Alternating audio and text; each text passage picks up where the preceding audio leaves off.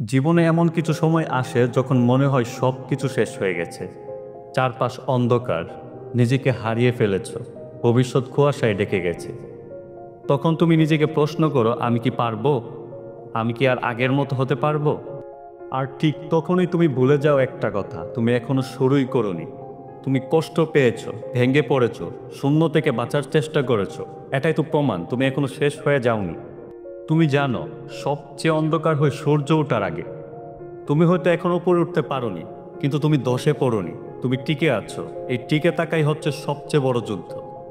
এই পৃথিবী তোমাকে সুযোগ দেবে না, তোমাকে সেটা চিনিয়ে নিতে হবে।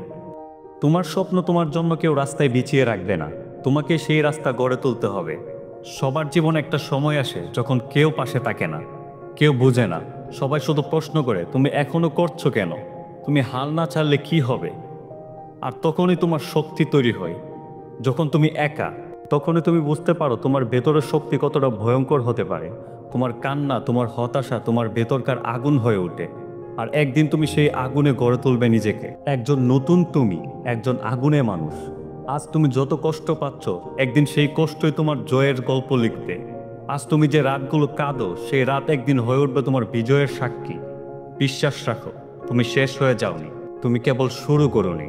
তুমি এখনো সেই আগুন যেটা একবার জ্বলে উঠলে কোনো ঝড়ও থামাতে পারবে না। তুমি ফিরে আসবে নিজের মতো করে, নিজের পথে। তোমার গল্প কেউ লিখে দিবে না, তুমি নিজেই লিখো আগুন দিয়ে।